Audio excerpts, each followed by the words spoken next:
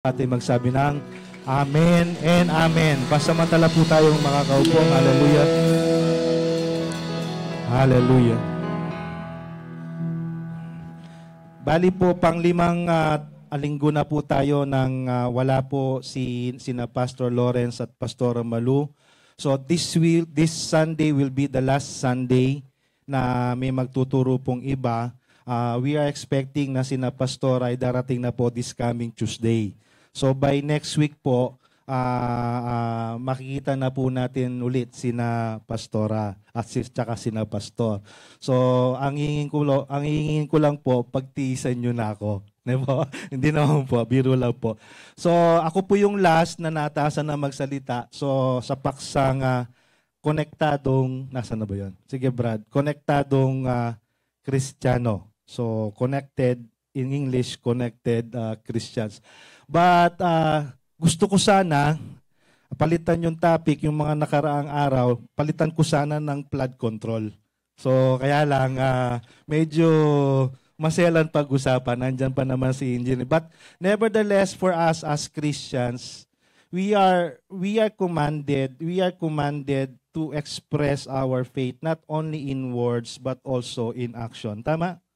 Tama po ba? And isa sa mga responsibility po natin bilang mga Kristiyano ay maging konektado sa community or kung saan-saan mang bagay na tayo may nakakasalimuha, lalong-lalo na sa ating bansang Pilipinas. Tama? Tama po ba? So, not only as a viewer or a listener, we are also called as a contributor how we could improve yung environment natin, even our community. And isa sa mga pamamaraan upang tayo ay may contribution sa ating lungsod, sa ating bayan, sa ating bansa, ay nalalagay natin sa ating mga personal na panalangin na ipanalangin itaas at idulog yung ating bansa. Tama po ba? Amen. Because according to 2 Chronicles chapter 7 verse 14, basahin ko na lang, hindi po kaugnay dito. Siningit ko lang kasi may flood control issue. No? So sabi dito, if my people who are called by my name will humble themselves and pray and seek my face and turn from their wicked ways, then I will hear from heaven and I will forgive their sin and heal their land. So natatapat po tayo sa isang challenge ngayon sa ating bansa wherein nakikita naman natin either in mainstream media or social media na meron tayong kinaharap. Tama po ba? Sa ating bansa. So hindi ko na po sasabihin yung word na yon, alam naman natin, but I will challenge each and everyone this morning to practice that calling that every one of us have. Pwede po ba yon? Pwede? So actually, simple lang po. Can I ask everyone to stand up? I'll give you a few minutes. Idilog lang natin ang ating bansa sa ating Pilipinas. You could pray whatever you want to pray.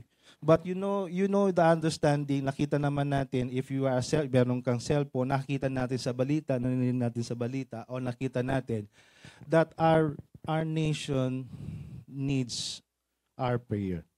Amen? Pwede po ba yan? I'll give 1 or 2 minutes for you to pray for the nation. I will ask at least Sister Acel to at least guide us in the keyboard.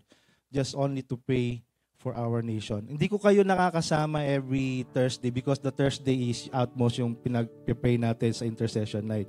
But if with numbers, the Lord will heal our prayers. Amen? Hallelujah. Come on, let's pray. Hallelujah. I'll give you a few minutes. Hallelujah. Lord, hallelujah. Tatasmiya po, Lord, di kaya kaming bansa. Hallelujah. Lord, hear your people of the nations, Lord God. Lord, tatasmiya po. Lord, our leaders, Lord God. Lord, from the President, Lord God. From the Vice President, Lord. Lord, from the Senate, Lord. Lord, the Congressman, oh God. Lord, kareng mayors, Lord God.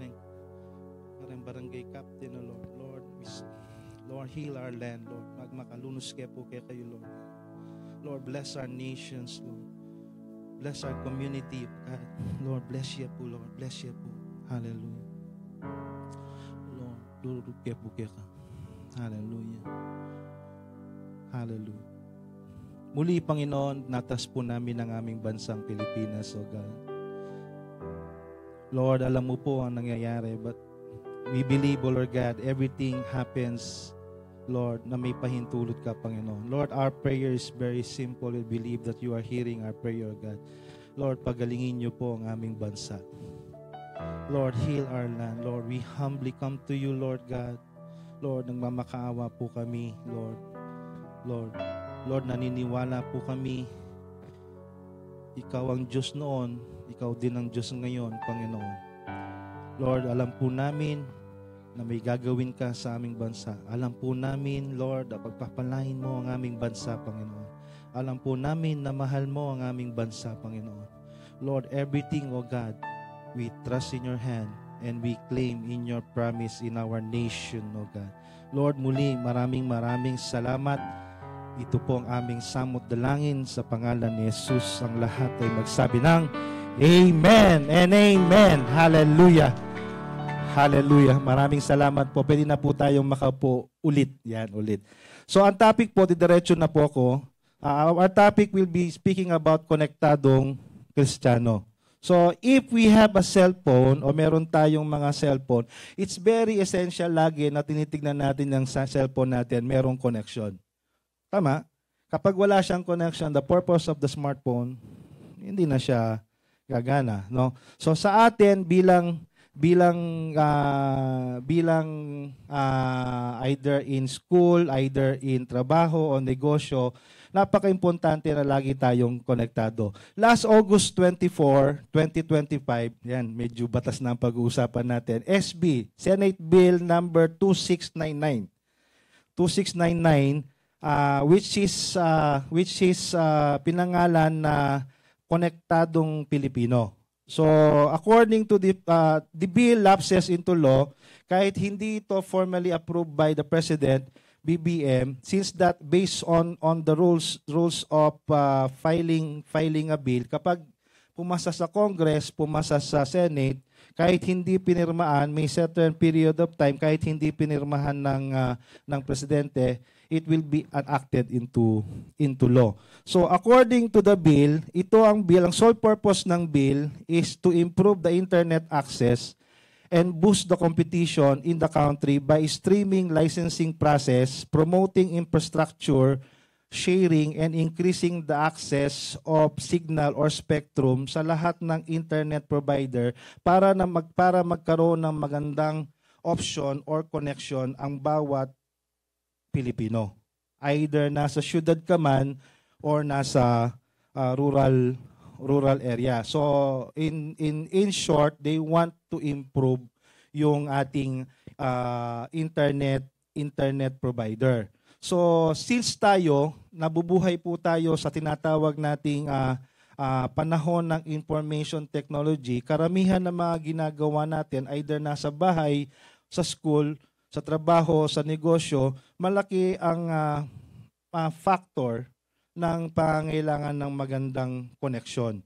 Ako, nabibilang po kami sa isang ministeryo sa church na tinatawag nating home office. Meron po kaming nabuo na isang ministry na kung saan tinutulungan po natin ang mga kasama na makahanap ng trabaho sa pamamagitan ng online. So, hindi lang kasi pwedeng magkatrabaho face-to-face, pwede rin tayo makakuha ng trabaho na online. So, kahit na ang client o may-ari ng kumpanya is nasa kabilang bansa, nakabilang dako ng mundo, pwede tayo makakuha ng employment tsaka ng kontrata. So, we can only do that through the right facility, which is yung internet connection. Magiging malaking problema kapag kami is nag-ooperate, kapag walang signal, talagang walang magagawa. So technically, talagang kailangan ang ating connection. Pero bago napunta tayo sa konektadong Kristiyano, in the same thing that we are having the resources in terms of internet connection sa atin bilang mga Kristiyano, binibigay din ng paalala o binigay ng paalala ng ating Panginoon na lagi din tayong konektado sa isang source na kailangan na hindi pwedeng mawala sa atin. kung ating tinanggap ang ating Panginoong Yesus bilang Diyos at sariling tagapagligtas. Let me read yung verse natin for tonight, for today, which is coming from John chapter 15, verse 1 to 8. Pasensya na po kayo sa introduction, 16 minutes na po siya. So, 30 slides kasi, hindi, joke lang. John chapter 15. Sabi dito, verse 1, I am the true vine, and my Father is the vine dresser. In other translation, this is gardener. Gardener, no. Every branch in me that does not bear fruit, He takes away. And every branch that bears fruit, He prunes, that it may bear more fruit. You are already clean because of the word which I have spoken to you. Verse 4, abide in me, as the branch cannot bear much fruit of itself, unless it abides in the vine, neither can you unless you abide in me. Verse 5, sabi dito ni Jesus, I am the vine, you are the branches. He who abides in me, and I in him, bears much fruit, for without me, you can do nothing.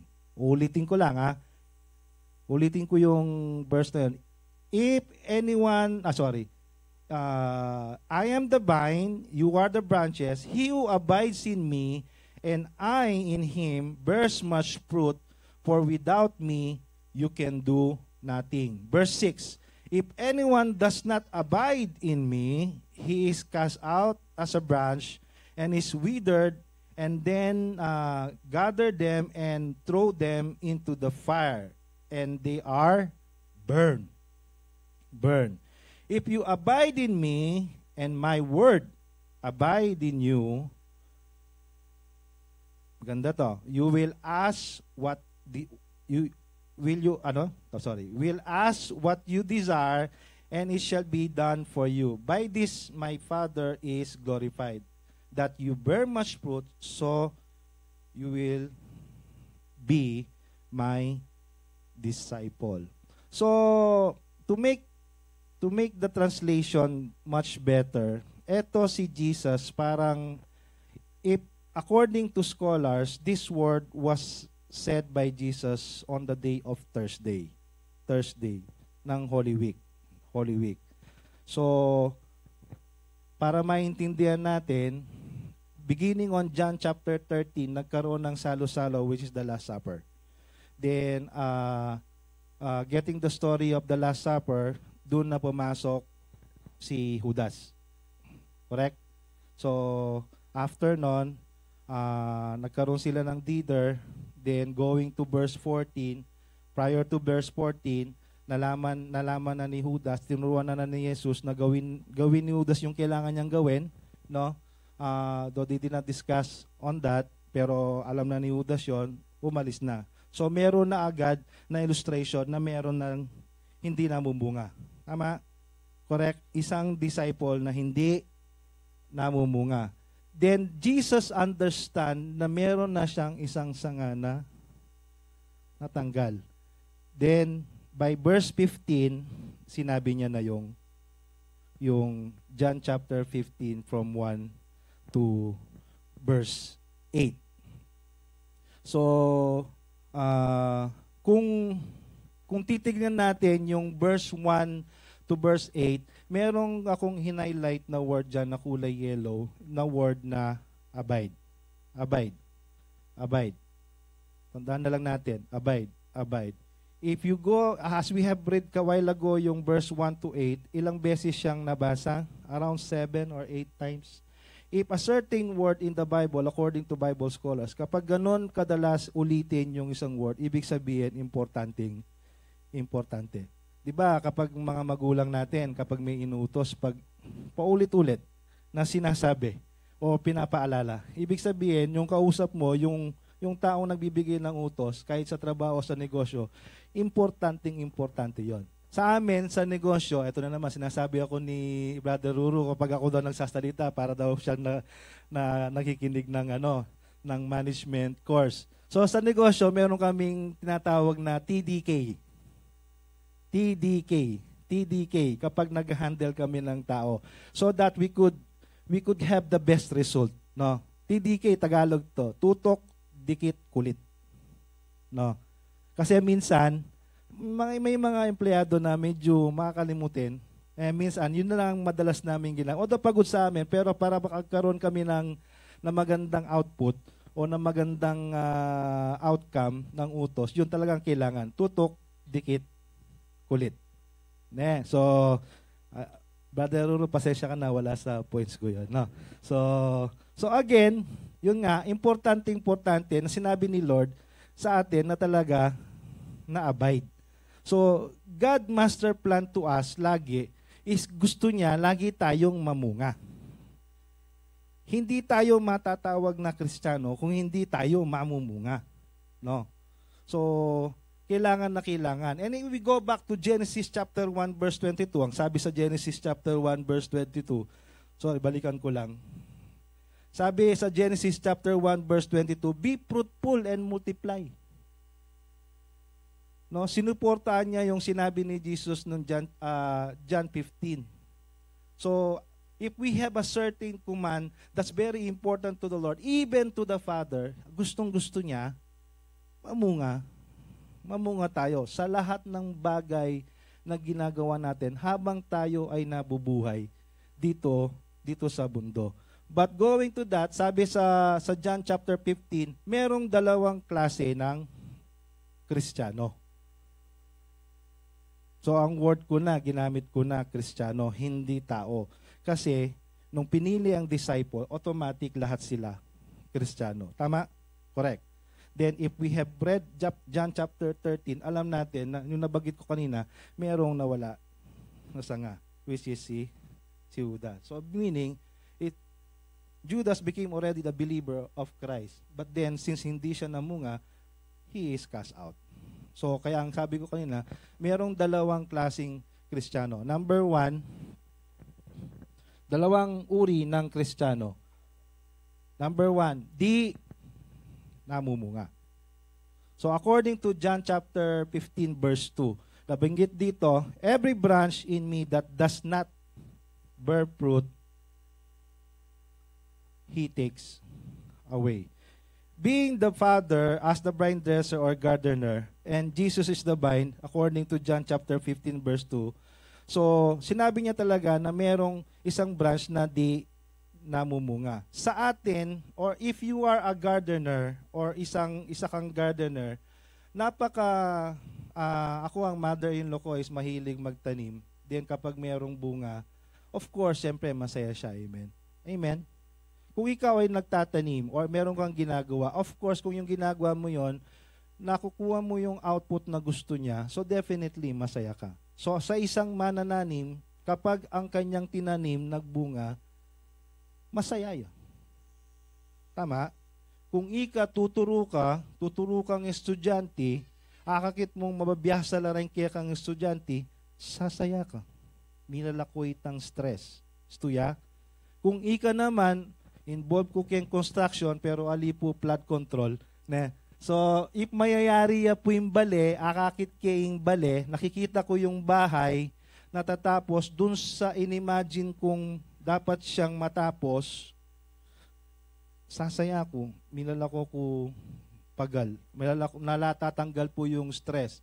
For us as engineer, hindi po kami gumagawa na hindi namin alam kung paano siya matatapos. Kaya po may plano.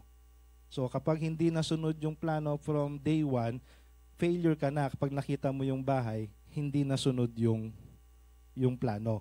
So kami, pag natapos namin yung bahay, ganun din naman, is masaya po kami kapag nasunod yung plano. Kapag hindi, patay kami sa kliyente. And same thing with the gardener, same thing with the teacher, and so forth. So kapag hindi namin nagawa, definitely we are a failure. And to us, kapag hindi tayo namumunga, definitely we are not considered as part dun sa sistema. So, number two, actually mabilis lang po to kasi 11:26 na po. Namumunga. John chapter 12 verse 2b, sabi, every branch that bears fruit, he prunes, that it may bear much fruit. Pangalawang uri ng sanga is yung namumunga. According to Psalms chapter 1 verse 1 to 3, David says, blessed is the man who walks not in the counsel of the wicked, nor stands in the way of sinners, nor sits in the seats of scoffers, but his delight is in the law of the Lord, and on his law he meditates day and night. He is like a tree planted by the streams of water that yields its fruit in its season. So if there's one uri ng isang Kristiyano is yung namumunga according to Psalm chapter 1 verse 3. Ito ang kagandahan. If the Lord bless you to bear fruit, He doesn't design na mamunga ka lang. Gusto niya mamunga ka ng siksik, liglig, at umaapaw. Buri na kung saging ka, buri na dakal kang, nangaos kanita, yung marami kang piling. Piling niya po ito na, buri na dakal tamong piling. Nyapin in the process itself, kapag nakita niya na namumunga ka, He prunes you because His intention, not only you bear that fruit, but you will bear much more fruit. Sometimes, according to this verse, iniisip natin, atin na naman challenge, atin na naman pagsubok ng Lord, test na ako yata o kasalanan ko. Sometimes the Lord is using this test for you to bear much fruit. Amen? Amen po ba? So, hindi na natin iisipin yung mga problema natin sa buhay bilang mga Kristiyano as pabigat, kundi iniisip na natin, ginagamit ni Lord yung mga ganitong mga test o pagsubok upang lalo tayong mamunga. Sino dito yung gustong mamunga ng mamunga, magsabi ng amen? Amen, di ba? Yun din naman ang gusto natin. But we should follow or trust the process of the Lord. Amen po ba? So, giving unto that, merong hindi namumunga, merong namumunga, saan nyo gusto? So, test tayo. Taas ang kamay. Hindi na po. No? So, definitely, we will choose what God has promised at what God's word has indicated. Gusto natin namumunga. But before that, ano ba ang mga benefits of abiding in the Lord? There are three. Number one, benefits of abiding in Christ. Deeper understanding of your salvation. If we are connected with God, so definitely hindi na limitado yung pinangahawakan nating salita ng Diyos sa ating buhay. So hindi na limited because the word of God is God. Amen. And that God lives in you. So the word that lives in you is not limited na. Ibig sabihin medyo malalim na. So hindi na tayo limited bilang mga Kristiyano, yung madalas nating sinasabi na John 3:16, for God so loved the world that He gave His only begotten Son, whoever believes in Him shall not perish but have eternal life. Yes, that is a very good verse sa atin bilang mga Kristiyano, amen. But it is not only by word that you understand that. You understand why Jesus has lived in you. O bakit ang ating Panginoong Yesus bumaba mula sa langit at nakasalumuhan ng tao. Amen? Let me describe that if you will give me the time. Number one, Jesus, kung i-expand natin, bumaba siya sa langit, nabuhay dito sa lupa upang ipakita yung kanyang pagmamahal sa tao. He wants to express physical by physical how He loved people. Amen? Nagpagaling, nagpakain. Diba? Pinalapit yung mga bata. Amen? Nagpabuhay ng patay. Tama? Amen? Only a symbol of expressing His love to people. Number 2, namatay. Namatay siya sa krus. Which is the sole purpose why He died on the cross is to save us from our sin. Dinala niya ang ating mga kasalanan sa krus ng Kalbaryo. Nung siya'y namatay, automatic, lahat ng kasalanan na yon nabura. Amen? Amen po ba? Yun lang ang interpretation ng John 3:16. Tapos number 2, buried. Siya ay nilibing. So, kasama ng ating kasalanan. Amen po ba? So meaning wala na tayong pwedeng balikan because that is already erased. Number 4, last to, rising. Nabuhay siya mula sa kamatayan. It is a testament that justified that Jesus lives forever. And one day, babalik siya para kunin tayo. Amen. Merong isang kanta to sabi dito, living, He loves me. Tapos, dying, He saves me. Tapos, buried, He carried my sins far away. Tapos, rising, He justified that we are free forever. And one day, He will come again. Amen po ba? So, if we are connected with the vine, automatic ang ating pananampalataya is not limited na already. The whole Bible became your resources in everything that you want to do in your life. As long as we follow it, the principles and the guidelines and the commands of the Bible, we believe that God has mentioned, as Jesus has mentioned, anuman yung nangyayari sa buhay natin, Jesus will do it. Amen? Kaya minsan, hindi natin nagagamit yung pangako ng Lord kasi minsan nakakalimutan natin that Jesus mentioned in you and me that He will do it. Ang kailangan lang pala natin gawin is to believe in Him. At wag tayong magpaka-limited dun sa John 3:16. Amen? Number 2, a changed prayer life. A changed prayer life. The second benefit of abiding in Christ is a changed prayer life. According to John chapter 15 verse 7, the verse mentioned that you will bear more fruit in prayer. Sabi sa John chapter 17 verse 7, if you abide in me and my words abide in you, ask what you desire and it shall be done for you. By this my Father is glorified that you will bear much fruit, so you will be my disciple. If 100% you are attached with God, which is God also lives in you, para kang nasa restaurant, sinasabi ni Lord sa iyo, sky's the limit. Atin na kayong kayabe. Nya minsan matun ko pong ating maglibre ka na ako, sabihan na ka na ako, Brad, sky's the limit. One time, merong mga kapatiran, in-invite kami ni Mrs. Na mag-dinner. Sabi niya, Brother Teng, huwag kayong mag-ala. Sky's the limit. No? Ang gandang pakinggan. Pero also, Jesus is mentioning, as mentioned sa John chapter 15 verse 7, if we are connected with God, di ba? Sabi niya, ask whatever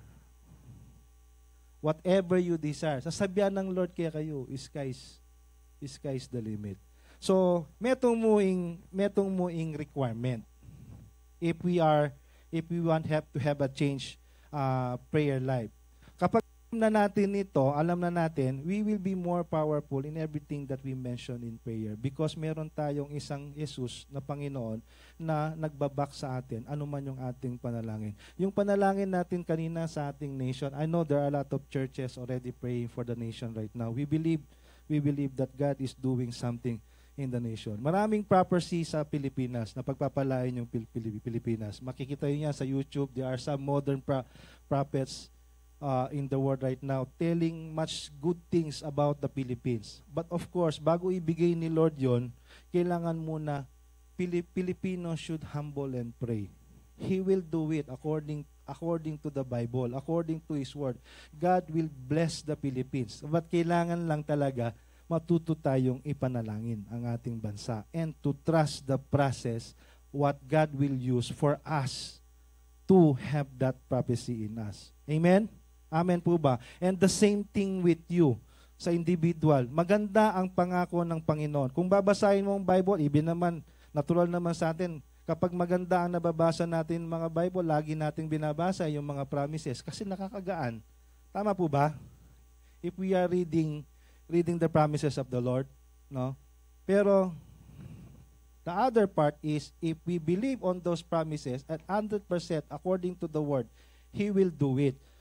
The second is we need to trust. If we learn that, we will believe already or we will experience already that our prayer life becomes more powerful. Our prayer life is already changed. Ne? Ang gusto ni Lord, challenge natin, even sabi sa Malachi, test me, di ba? Pag according sa finance. And there's a lot of things that the Lord has mentioned in the Bible, in every part of your life. Gamitin natin yung word ni Lord, yung promise niya. And if we are doing that according naman sa word, hindi babalik ang word sa langit na walang ginawang mabuti sa buhay po natin. So that's number 2, a change prayer life. Number 3, a life that shines. John chapter 8 verse 12. When Jesus spoke again to the people, He said, I am the light of the world. Whoever follows me will never walk in darkness, but will have the light of life. Sabi kanina, if we stay with Jesus, the Lord will give assurance that He will shine on you. No? Kapag tayo ay laging pinatilihan natin na tayo ay konektado sa ating Panginoong Yesus o sa ating Diyos, automatic isi-set talaga niya na ikaw ang magre-represent sa Kanya. Hindi kailanman at pangako ng Panginoon, if we represent Him, He will supply you na lahat niyong pangangailangan. It is a testament of promise. As for me, by myself, we are in the ministry. I was involved in the ministry nung bata pa ako since, di ko na maalala, tuloy. Biglang pumasok sa isip ko. 1991. Mag-start ko po tagalinis mong church. Taga-Palis. Kaya ba't may promote taga-Banteng Church. Kaya beke po yung Sister Mars. Diba Sister Mars, Ken? So, yan pong ministry mi. Our church started as a student center. So, sa may AU. Kung meron kayo nakita noon na ngayon na Mercury Drug, then yung building na yon sa may 3rd floor na naging gym. Dati yun ang church dati. Pastor Lawrence started the ministry for the students hanggang sa lumawak na. Whereas ang ministry namin noon is i-gather yung mga students. Because our calling that time is to help the students do their task but also ilapit sila sa Panginoon. Kasi ang pinakamaganda para matanim yung salita ng Diyos is sa mga kabataan. The same thing, the same format also as ngayon na New Gen tayo, malaking bahagi ng ating attention as New Gen Church yung ating explode. Tsaka tawag doon yung isa pa. Crossover. So our calling is the same. Our calling is the same. Then even to that, kahit tatagal na namin na nasa ministry, nakita ko na ang Lord hindi siya nagpapabaya sa ating mga pangailangan. Hindi ko na po ilalagay yung sasabihin yung aking statement of accounts and liabilities. No.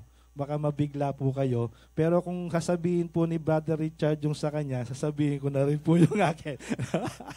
Pero definitely, what God has promised, if we are connected with the Lord, definitely, He will shine for you. No, ibibigay niya. Huwag ka lang mainip. Yun lang. Wala naman kasing nagtatanim na tinanim mo ngayon yung butil, bukas gusto mo nandyan na. Pwede, munggo. So kung munggo ng butil, gusto mo mamayang gabi, nandyan na, munggo rin yung kukunin mo. Pero kung gusto mo mangga, how long it will take for mangga? 4 or 5 years? Di ba? Kung magtatanim ka ng mahogany, gusto mo kahoy, hindi mo naman yan ma-harvest agad. Mahogany wood is very expensive right now. It will take 12 to 15 years prior to harvest. Ibig sabihin, may proseso, may paghihintay. And the same thing with God's blessing sa ating buhay. Yun lang talaga, kailangan nating maintindihan yung proseso ng Lord. So, but it is a promise, if we are connected with the Lord, your life will shine because God will shine for you. Amen? Amen po ba? Amen. Amen. So, panguli. Mabilisan na lang po. How to abide in Christ. So, meron po tayong 3, mabilisan na po to. Number 1, believe in Jesus. So, John chapter 7 verse 38, sabi, whoever believes in me, as Scripture said, rivers of living water will flow from within them. No.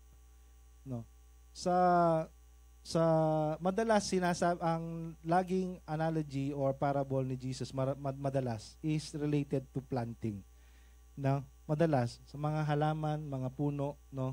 So here comes again John chapter 7 verse 38, no. Rivers of living water will flow from within. Kung ipag-aaralan natin, yan, balik tayo sa high school. 'Di ba? May puno. So merong ano 'yun sa ilalim, yung ugat.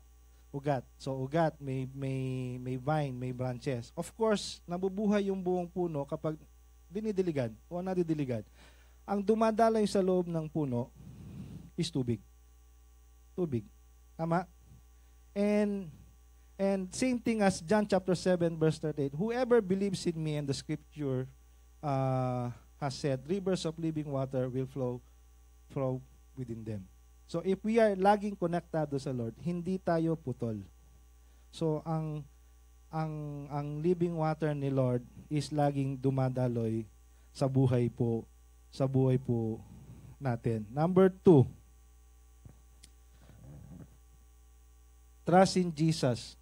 Magtiwala, no. Proverbs chapter 3 verse 5 to 6. Trust in the Lord with all your heart and lean on your own understanding, not on your understanding. Verse 6, in all your ways submit to Him, and He will make your path straight. And again, John chapter 14 verse 1 says, do not let your hearts be troubled. You believe in God, believe also in me. Kanina, number 1, believe in Jesus. Sa Tagalog, maniwala. So, the first step of the process is to believe, maniwala. The second process is, number 2, trust Jesus. Ibig sabihin, magtiwala. Yes, papagal tamo. Yes, kakayod tamo. But then again, at the end of the day, in prayer tamo, Lord, ikayo na pong bahala. Amen? Amen? It is all by grace. By grace. Lagi ko pong sabihan kayong karengong home office, lagi kong sinasabi sa home office, hindi po ako marunong sa buhay. Yes, I graduated an engineering course, ating kong masteral. Plus, I have a lot of experience, seminar, etc. Yung ba ang kailangan o yun ba ang dahilan kung bakit ako ngayon ganito? Hindi.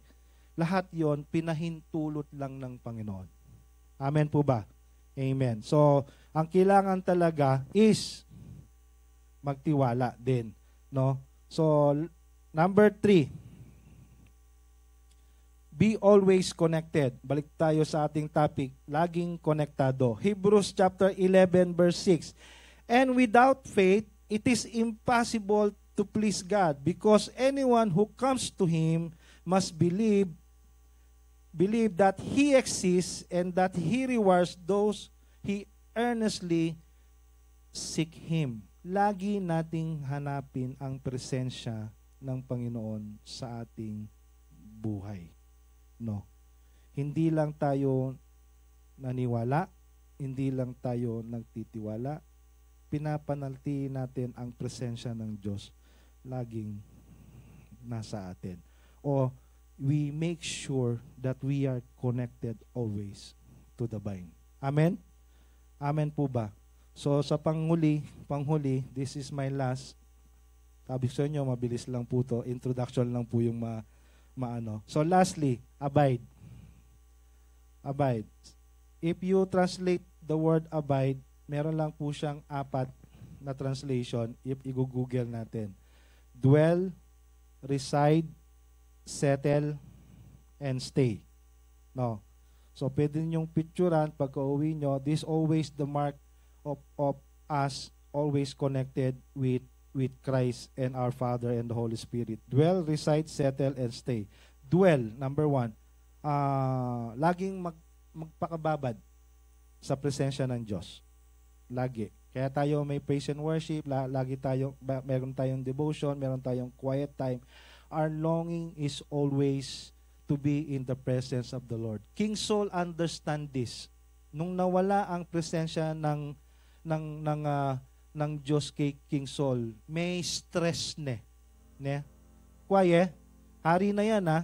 When the Spirit of God leaves King Saul, alaning king istong daloy. Nya lagi nang anyaran ing presensya ng David, tugtog yang harp or nanuman, banta felt niya tang presensya ng Lord. So, it is a testament, gaano ka man kataas sa buhay, kapag wala ang presensya ng Diyos, everything is useless. Amen? Number 2, reside, manirahan sa kaharian ng Diyos. Let's live in the kingdom of the Lord. Yes, we live in a certain community, but you need to make sure that our community that we live in right now is only temporary. Your citizenship is not a Filipino anymore when we accepted Christ. Our citizenship is already in heaven. Amen? Makalangit tapo, alita mo taga Pilipinas, taga langit tana po. Amen? Ninong tagalangit kayo ni magtaslang gamat. Amen? Amen, tagalangit na mo. Na kung ating mangutang kaya kayo, kung may magtatanong sa iyo, kung taga saan ka, ang anong sagot natin? Tagalangit ko po. Ne? Amen? Amen po ba? Amen. Number 3, settle. Huwag maging balisa sa mga bagay-bagay na wala sa pamantayan na ating Panginoon. Ibig sabihin, settle. Yung galo, tangya ka, stay still. Ne? According to the Bible, stay still. Know that I am God. Dakal tamong problemang dadanasan, but God is reminding us, the battle is not yours. The battle is Lord's. Amen? Yung kailangan tamo mo, kumatamong batuan tayo Goliath. Ne? I-Lord na po yung bahala kanita. And number 4, stay. Manatili. The Bible said, manatiling tapat. Ne? Stay with God. So, if we do the abide and all the translations of dwell, reside, settle, and stay, the Lord promised, as mentioned in John chapter 15, you will be fruitful, and the Lord will shine upon you. Amen po ba? Hallelujah. Let's pray, Lord. Hallelujah, Lord. Muli, maraming salamat sa umagang ito, Lord. Bahagi po ng pagtalo natin ay ang ating pagkakaloob po sa gawain ng Diyos. So, meron po pong sinasabi po ang Biblia dito po sa 2 Corinthians na alam na po natin itong verse na ito. Sabi po ng 2 Corinthians chapter 9 verse 11 hanggang 12, if you will be enriched in every way so that you can be generous on every occasion, and through us your generosity will result in thanksgiving to God. This service that you perform is not only supplying the needs of the Lord's people, but is also overflowing in many expressions of thanks to God. Ano po ang itinuturo po ng verse pong ito? Alam niyo po, ang pagbibigay po ay hindi lamang po para pagpalain po tayo ng Diyos, kundi ang pagkakalob ay bahagi din po ng unang-una. Ang tinuturo po dito ay showing our recognition of God's goodness. Yung pong pagpapakita ng ating pagkilala na sa kabutihan ng Diyos. Kaya nga po sabi po ng verse na binasa po natin, your generosity will result in thanksgiving to God. Alam niyo po, yung every time we receive blessing from the Lord, tapos ibinabahagi po natin ito sa kapwa natin, sa mga mahal natin sa buhay, sa church, ay pagpapakita po ng ang Diyos ay mabuti talaga, no? Ang Diyos ay talagang mabait sa atin na every time we give, ang Diyos ay nagbibigay. Yung pag meron kang ibinibigay, meron pong bumabalik naman po sa atin. Kaya nga po yung pagiging generous ay isang kasiyasiya ito sa harapan ng Diyos dahil mismo ang Diyos po ay generous po sa atin. Amen? Kaya po ipagpapakita po ito ng ating pong pagkilala sa kabutihan ng Diyos every time we receive from the Lord. Someone showing generosity is happy to give time, money, food, or kindness to people in need. Pangalawa po, proving the character of a good steward of God. Lahat po tayo ay katiwala ng Diyos sa lahat po ng mga ibinibigay ng Diyos. Pagpapatunay lang po na ito isang magandang katangian po natin na isang mabuting katiwala ng Diyos. Kaya nga po sabi niya po ng binasa po natin, you will be enriched so that you can be generous. No? So habang tayo po ay nakaka-receive ng blessing from the Lord, meron naman po tayo naaabot naman po sa iba. No, yan po ay isang kasiyasiya sa Diyos. At ang pangatlo po ay uniting in the needs of God's church. No, pakikiisa sa pangangailangan ng iglesia ng Diyos. Kaya nga sabi po ni Pablo sa mga taga-Corinto, supplying the needs of the Lord's people and church as well. Yung every time na mayroon pong yung po mga kaloob po natin, yan po ay napupunta katulad po dito sa church, do yung pangangailangan ng church, lahat ng kailangan po natin dito ay yan po ay lahat po tayo bahagi po ng lahat ng mga ibinibigay po natin. Kayo yung po mga kaloob po natin, lahat po nakikita niyo dito, yung pangangailangan po napupunta po diyan. Kaya po ay isa pong kasiyasiya po sa Diyos na bahagi po tayo sa pangangailangan po ng church, ng people of God's people. Kaya nga po tayo po ay nagbibigay. Kaya yun po yung turo po ni Pablo sa mga taga-Corinto. Kaya ngayon pong umaga, ang mga kaloob po natin ay atin pong ibigay na mayroon pong kasiyasiya sa ating mga puso. Amen po ba doon? No? Kaya nga po lahat ng ready na magbigay, tumayo at tayo po ay manalangin. At salamat sa Diyos, ang Panginoon Diyos ay handang ibuhos yung pagpapala every time we give sa gawain ng Diyos.